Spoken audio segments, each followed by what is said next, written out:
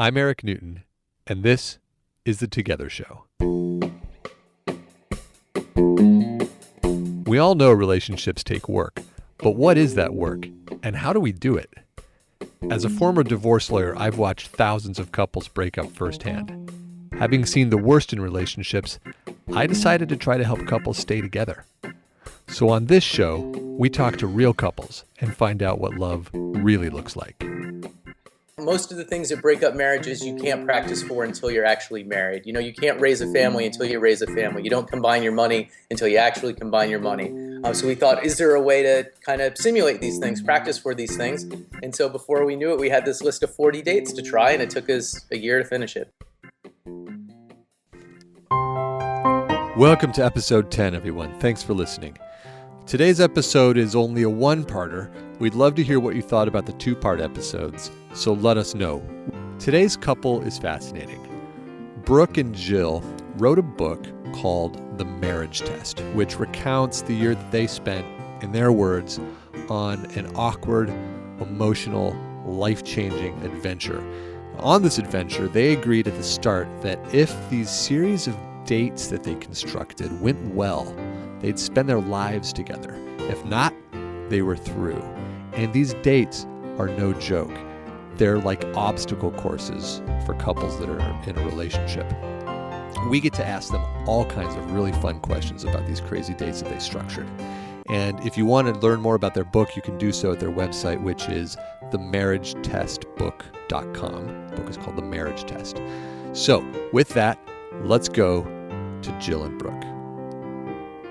So now I've seen a little bit about what the book is touching on, and it's fascinating to me that you've tried to stress test your relationship.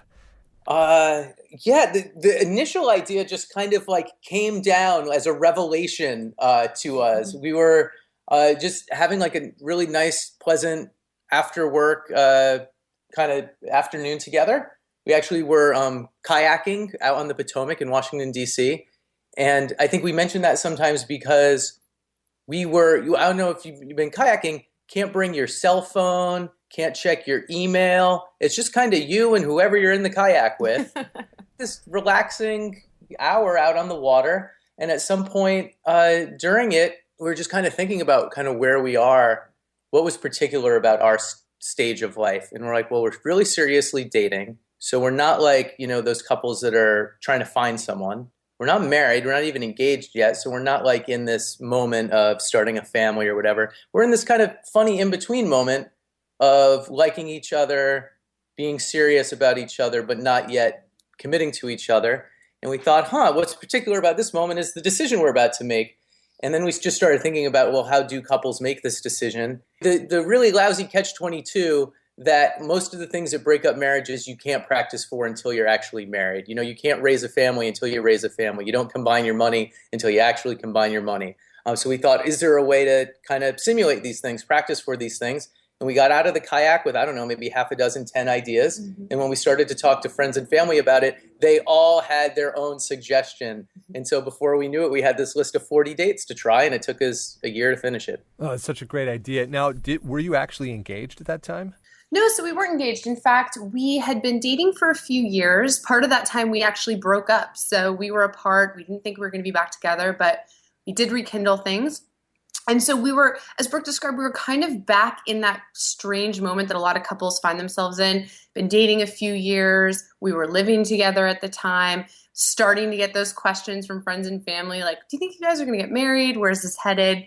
So we were at that kind of perfect moment to really want to test ourselves. And now are you engaged now? We are actually married now. Happily married. That's Congratulations. Right. Thank you. Thank you. And, we've talked about it before, but we feel like being happily married was made possible by the fact that we had some unhappy and some stressful times as we went through the project. Right. So we kind of came through it and made life great on the other side. You think we wouldn't be happily married otherwise? Well, I don't know. Well, say. So how long have you been married now? Just over a year. Well, that's a great amount of time. They say that the real stress starts to kick in at that point. And Do they? Wait, no one told us. yeah, so you two should be, the serotonin should be exiting your brains as the primary neurotransmitter. And you should start to be feeling a little bit more settled in your relationship and possibly a little bit less passionate. And then that's the beginning of the end for a lot of people. They can't handle that transition. See, no, well, hold on a second. This is bad news to me because I always believe that clock started when you began as a couple, not necessarily when you got married. Well, you know what? That's probably the case. So how long were you together? But you said you'd broken up and gotten back together. We did, yeah. So we were together for about 3.5 years, apart for a year, and then we rekindled. Help me out, Jill. Women are always better with the anniversaries. Yeah. When did we get back together? We were back together about 2 years when we started the project. Right? Uh-huh. So we've been back together for 3 years. Three and a half. Which is when divorces typically start. Oh gosh, Eric, you're really bumming us out here, man. Trying to get. I mean, if anybody knows the truth, it should be the two of you. You know, and is this an intervention? Is that I'm here to save you guys, so you can actually do the book. Yeah, the truth is that's when the real challenges begin because you've gotten through all those honeymoon phases, and you're into the oxytocin portion of the chemical mix. And, the people say that biologically the reason this is the case is you're supposed to be moving on to finding a new mate at this point, if it didn't take with the first one. But what I'm curious about is if you two were able to effectively interrupt this biological process, because on some level that's what it seems like you're after. Like you wanted to stress test in beginning and see if you could make it through that stress so that when it manifested again later down the road naturally, you could go through it. You could make it through that process. So it sounds like it might have worked. And what I'm wondering is if you feel like now that you're in the relationship and it's a real relationship, it's not a game anymore, were those tests at all effective? I mean, were they at all accurate to what you're experiencing now? That's a really good question. And I feel strongly that they were. So what's interesting is I think they were really beneficial pre-marriage in a couple ways. Number one, obviously it was really nice to test certain things that we knew we were going to face when we got married. So things like, how were we going to do sharing finances? We swapped credit cards for a month and spent each other's money. And we took a look at each other's debt burden and kind of looked at each other's bank accounts to say, are both of us being honest about our financial past before we really go for this? So it was really helpful in some of those like really easy to understand hurdles that you're going to face. But I think perhaps more importantly for me, it was really helpful in learning how to be a partner with Brooke during times of stress. I think it taught us how to constructively fight. I think it taught us how to feel okay with the fact that sometimes we don't really like each other or we don't like what the other person's doing. And so marriage is all about, surviving those moments and understanding that your partner is both a good person and a bad person and a good fit for you and a bad fit for you. And it's getting through that and coming out of it on the other side. What were some of the skills that you learned about fighting? Almost all of this stuff ends up in one way or another coming down to communication. We did this date that we called Play It Back, where we recorded a fight. And then we each separately, like days or maybe even a week later, separately listened back to the fight. And I don't know if you've ever done this, but listening to a fight after the fact, you hear it so differently than you do when you're in the fight and you're, thinking about the next thing to say or, maybe hopefully doing a good job listening to what the other person's saying. But when we went back and listened to it afterwards, Jill and I both heard different things than we experienced at the time and heard different things than each other. And so we did have some really specific takeaways out of both listening and then having a discussion after about both our takeaways, which had something to do. I'm the one talking right now, but when we fight, Jill does all the talking because in times of stress like that, her instinct is to talk more. My instinct is to talk less, and it kind of spirals into her doing all the talking and me just kind of sitting there with a scowl on my face. So that's one particular way that just right off that one activity, we've kind of learned to fight a little differently. That's genius. And I wonder, though, about the mechanics. So did you basically have a voice recorder ready to go, and when a fight manifested, you just pushed record? So this one, we actually piggybacked on another date that we did that we knew there would be a fight. we knew we were going to get into a fight. So the date that we were doing before this was called It's a Chore. And because we lived together, we decided we wanted to go around our house and talk about what we thought was clean, what we thought needed to be cleaned, and kind of basically go for it and say, hey, like, I want you to do more of this, or you spend all this time and harass me about cleaning this one thing and I don't care about it. So lo and behold, it only took about 2 or 3 minutes of that conversation for us to get into a pretty heated fight. And we had our voice recorder at the ready. It was a real fight? I mean, it didn't feel canned? No, because the topic was a real topic, which we had never discussed in such concrete terms, which is, how can you think the house is dirty when I spend all my time cleaning it? Yeah. And you don't do it at all. We both basically came to the fight with the same exact argument. And it was a real good one to record. Do you suggest that couples do that? Yeah, absolutely. The play it back date, I think, is you don't have to be in this phase we were in. I think you can be, dating for 6 months or married for 6 years, and it's probably a useful activity. Yep. So any more details around how it should be structured? So I have one thought. Depending especially on how heated the fight gets, you do want to give yourself some cooling off time. So we waited about a week before we watched it again, and kind of then came together to talk about what we saw. I think any sooner, and it would have probably taken us back to when we were pissed off and mad at each other. So kind of time when you want to go back to it at a point when you really feel like the issue is not something that's going to rile you up again. Yeah, and I would just add to that, I totally agree. I think it was valuable to listen to it separately, because then we listen to it together, and it's harder to go through the whole thing without starting to litigate what happened.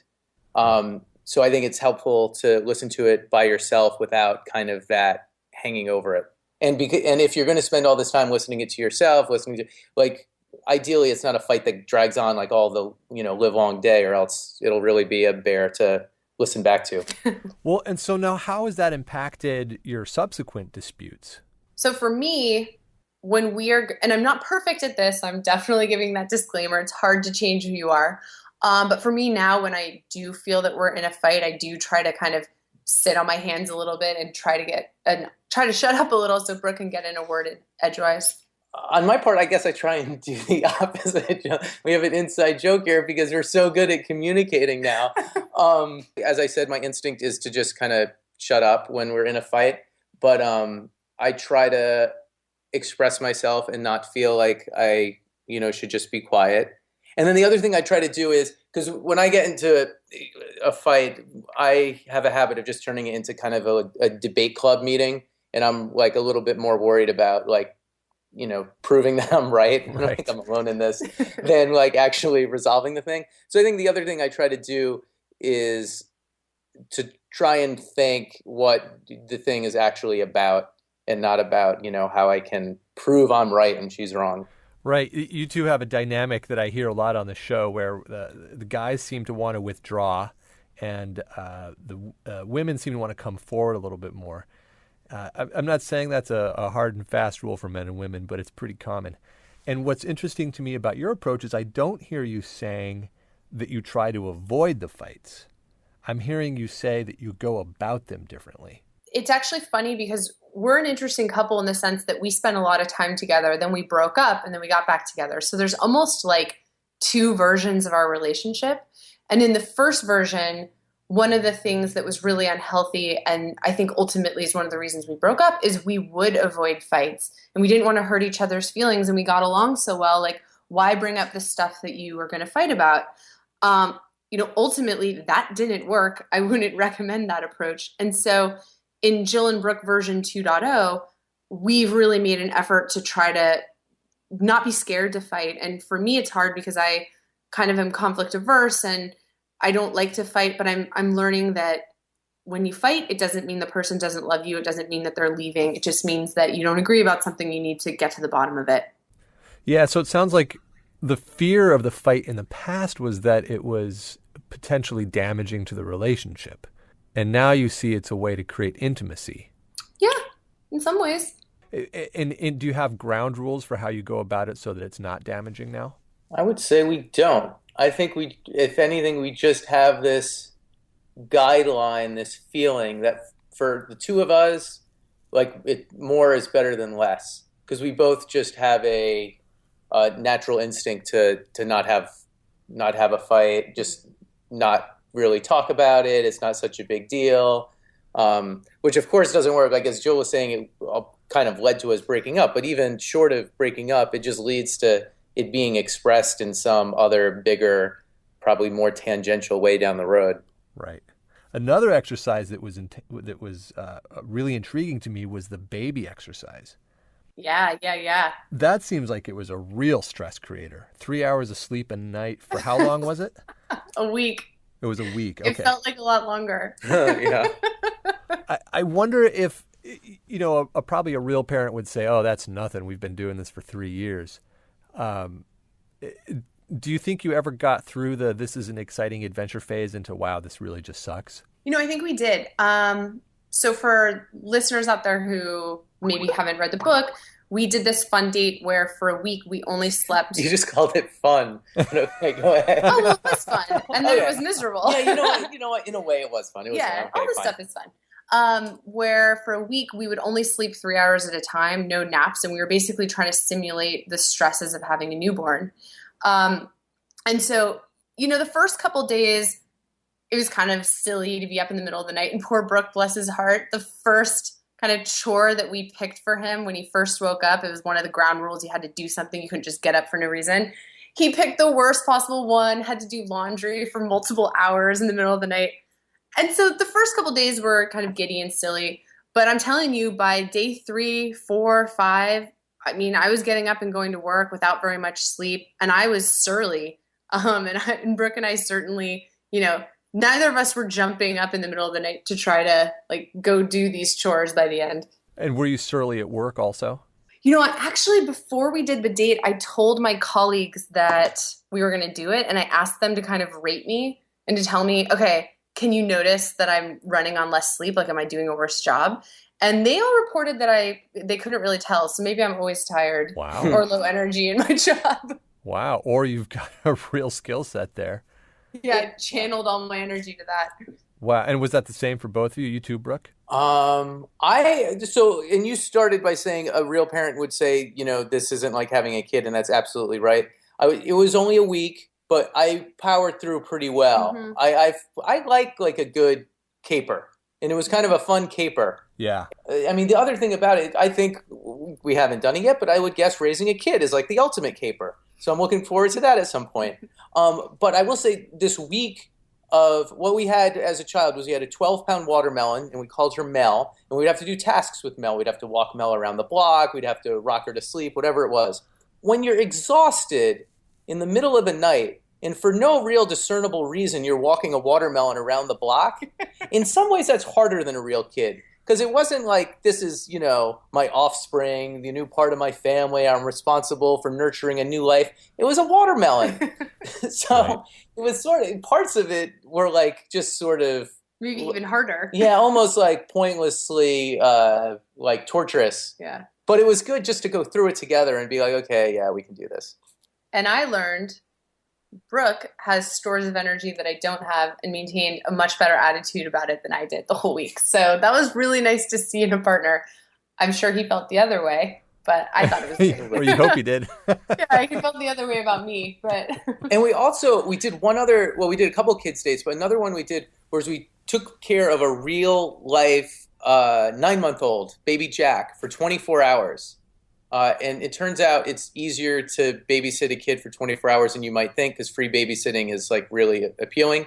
But that was also in a different way a great test of how we would be together as parents. Because even, again, 24 hours doesn't sound that long, but it's a long time to take care of a kid.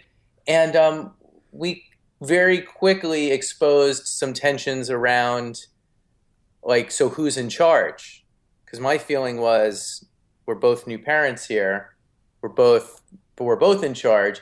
But I experienced it a little bit as Jill, who's never had a kid either, thinking that she was, the one who knew what was going on, and I should kind of be following her lead. So that very quickly exposed kind of some tensions around expectations. How did you work that out? Yeah, go ahead. So Brook actually, after the date was done, was honest with me and told me, he said, I thought you were a little condescending.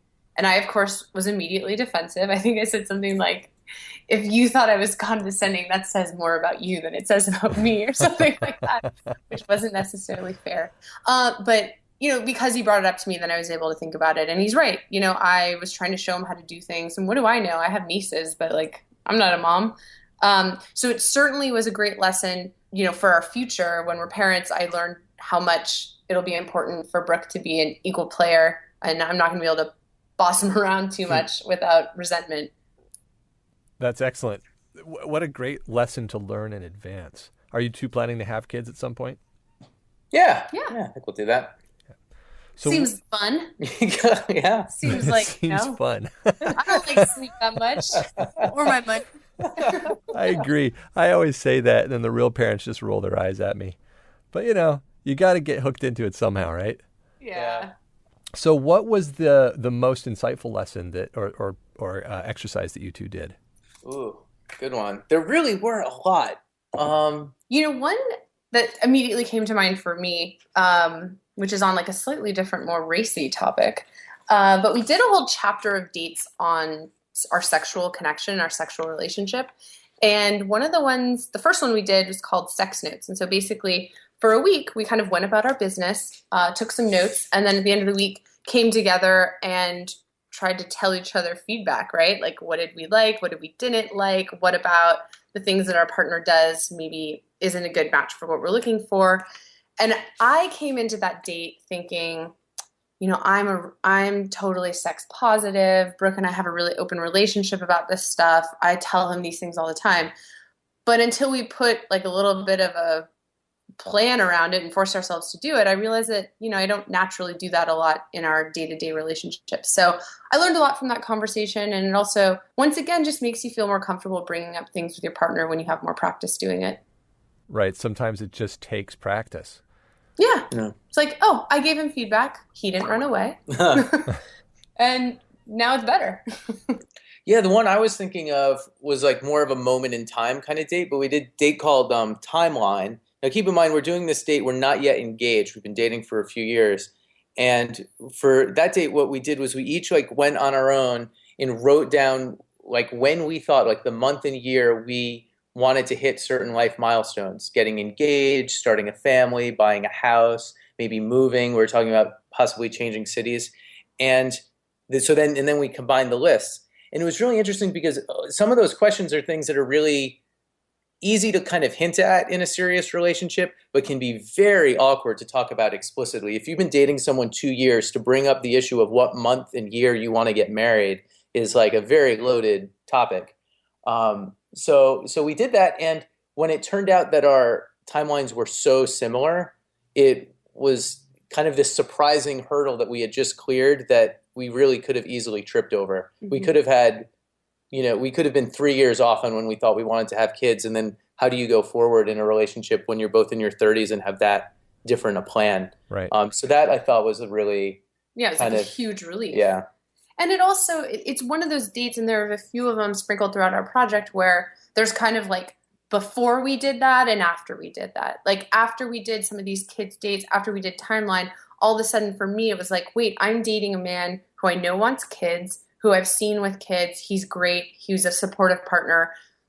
Those are things you don't often get to see if you're just a girl dating your boyfriend. And so how is the book structured? Is it stories and a how-to for these different kinds of skills? So the book is structured kind of as our story, going through these 40 dates divided into 10 categories. So it's trust, money, kids, sex, in-laws, communication. And you kind of start with it starts on the first night of our project where we went speed dating. And at the recommendation of a married friend who said we should see other people, we said, we're not going to see other people. We'll try this. We'll just see what else is out there for a night. So it started with that night of speed dating, and then it's just our story going through all 40 dates. The last one was we handcuffed ourselves together for 24 hours. And when we finished that, we were done. There's something like a workbook. At the back of the book, there's a full list and description of each of the 40 dates with some of our hints on how you can, reenact them, kind of like what we learned by doing each of these things. And then also on the website, which is themarriagetestbook.com, we actually have a quiz where people really quickly can kind of check some questions about areas of their relationship they're interested in improving, or kind of just where they are in their relationship, and it'll spit back 4 dates that we think might be good for a couple to try. Where should people go to find the book once it's released? So it certainly will be available on places like Amazon or Barnes & Noble. We're hoping all of your local bookstores will have it too. Yeah, it should. Yeah, but if you have trouble finding it, you can always find it at Amazon or online. Okay, and the marriagetestbook.com is the website. You've got videos there and a quiz and some other fun interactive games. One thing to add is just that if you're visiting our website over the next, several weeks, you're going to be starting to read some stories of other couples doing the dates. So we've heard from people who are in a similar situation to we were. They heard about what we were doing and said, hey, can we try some of these? So we've actually started to collect some of those stories. We're putting them up on the website. So you read the book, you hear about our experience. You visit the website, you hear about other people's. Yeah, and the thing I would add on that point is this is terribly hard, and I think we've gained a better appreciation for it as we've kind of introduced it to other people through that web option that Jill was just describing. And I think what I've come to realize is it's hard because at the very moment you're asking yourself these questions, like we were, you're seriously dating someone and you're wondering if this is the right person. It's like the worst or the scariest possible time to confront the possibility that maybe you aren't with the right person. Like no one wants to think that. No one wants to have that discussion. Our lives are so closely entwined at that point, and the prospect of disentangling your lives is terrifying. But the decision we made for ourselves was that it was more terrifying to close our eyes and hope and pray that we were right for each other and we'd be good in however many years down the road. So if you look at that list of dates and you're like, I'm not doing this. This is downright terrifying. Yeah, that's the natural reaction. And our theory of the case is overcome that, and prove to yourself and your relationship that you can get through it.